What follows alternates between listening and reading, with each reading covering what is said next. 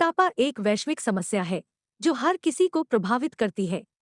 दुनिया भर में लगभग 800 मिलियन लोग इस बीमारी के साथ जी रहे हैं, जबकि लाखों लोगों के प्रभावित होने का खतरा है।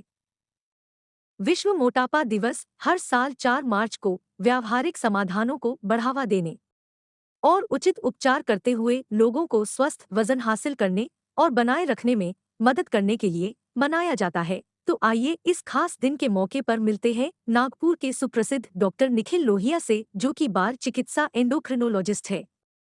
नागपुर में सिल्वर लिनिंग हॉस्पिटल, जो कि लोकमत स्क्वायर में है, वह अपनी सेवा प्रदान कर रहे हैं।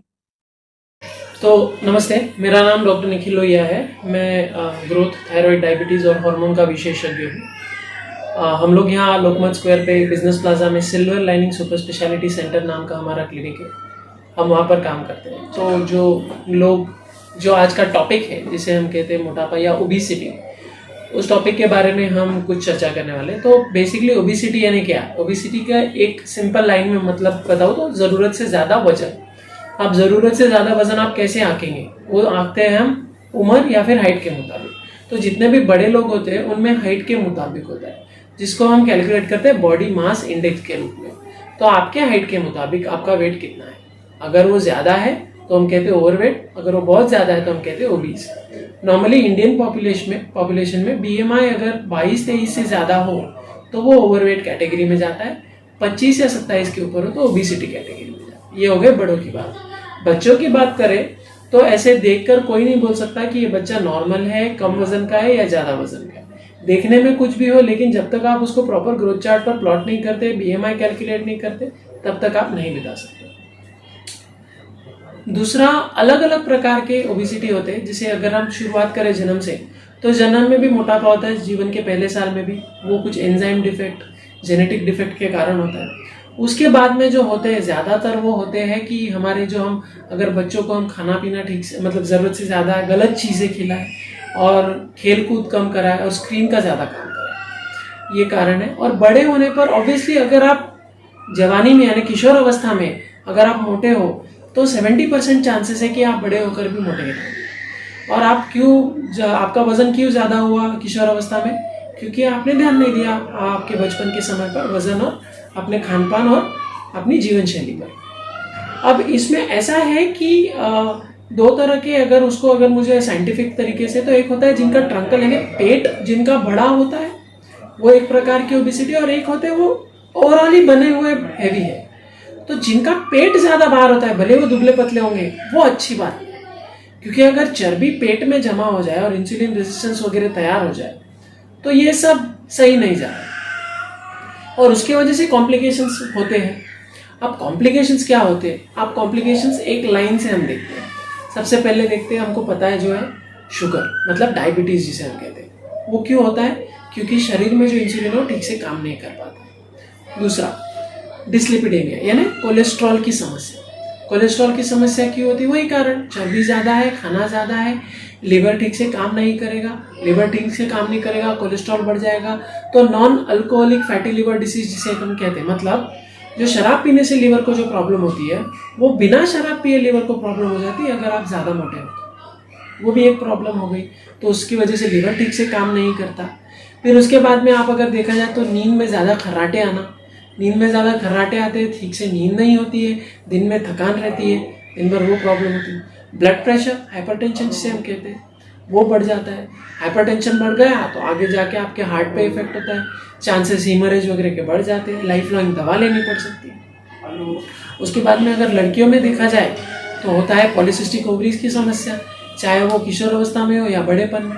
तो उससे बच्चे ना होना, मासिक पाली जो होती है, मासिक धर्म में गड़बड़ी होना, वो सब चीज़ें होती है।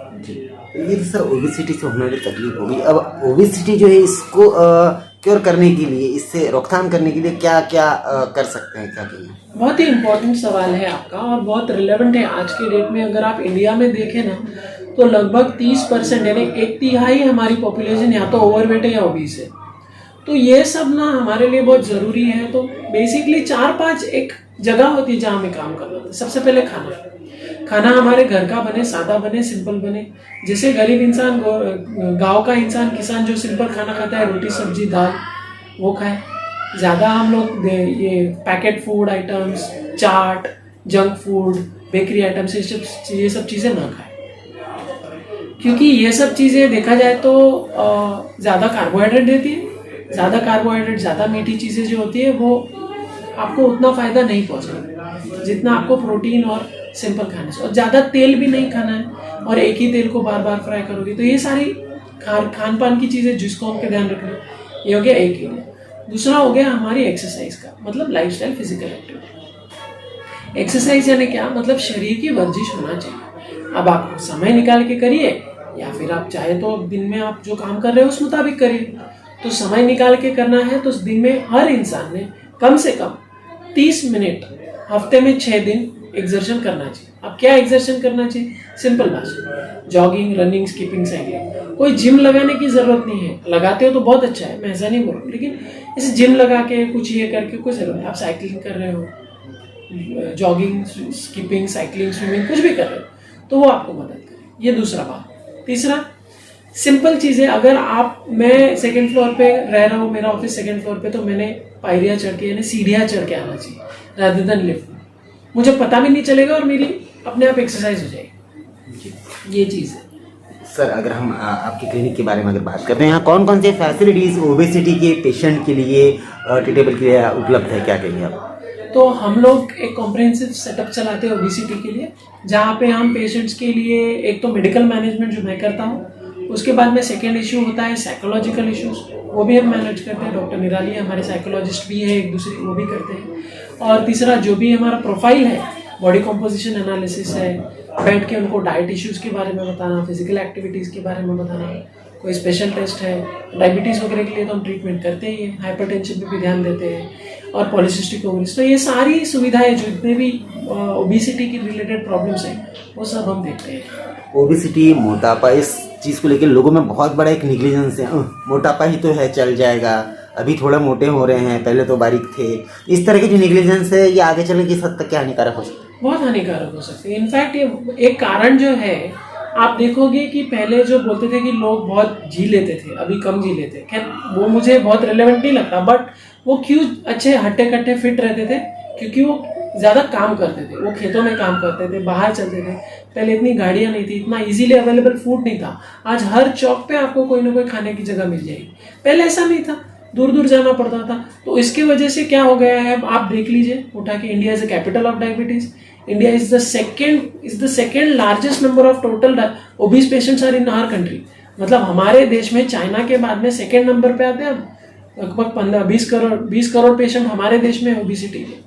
उसके बाद में हाइपरटेंशन के प्रॉब्लम है, कार्डियक प्रॉब्लम्स आप जानते ही हो कि हमारे देश में बहुत बढ़ गए हैं, और कार्डियक इश्यूज है। पॉलिसिस्टिक ओवरीज आप जानते ही हो। मानसिक प्रभाव, साइकोलॉजिकल इश्यूज, वो सारे होते ही है।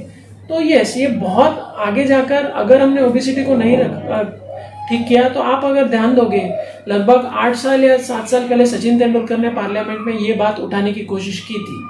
तो उन्होंने कहा था कि अगर हम लोगों ने ओबेसिटी को कंट्रोल नहीं किया, तो हमें सालाना 2 लाख से 3 लाख करोड़ रुपए का नुकसान होगा, क्योंकि हम उतना हेल्थ पे खर्चा करेंगे, लोग उतना काम नहीं कर पाएंगे, लोग उतना मनी नहीं जनरेट कर पाएंगे। तो उन्होंने ये इंपॉर्टेंस दिया था कि हमारे बच्चों को और बाकी लोगों को हमने मैदान में खेलना कंपलसरी करना चाहिए स्कूल में।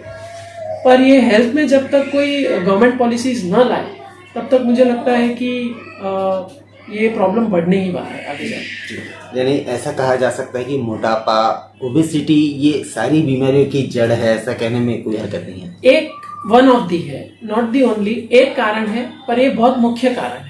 अगर आप अपना वेट हेल्दी नहीं रखते, मतलब कम भी नहीं ज़्यादा भी नहीं, एक रेंज में नहीं रखते, तो काफ़ी प्रॉब्लम्स बढ़ जाते हैं, जो कि नॉन इन्फेक्शियस प्रॉब्लम। ओबेसिटी और अगर समस्याओं के लिए अगर किसी को आपसे संपर्क करना है या आपसे अभिप्राय लेना है, तो किस तरह से आपसे संपर्क किया जा सकता है? आप हमें कॉल कर सकते हो हमारे नंबर पर 7218222566 पर, और मैं आपकी सेवा के लिए अवेलेबल हूँ। आप चाहो तब हमें कांटेक्ट कर सकते हो।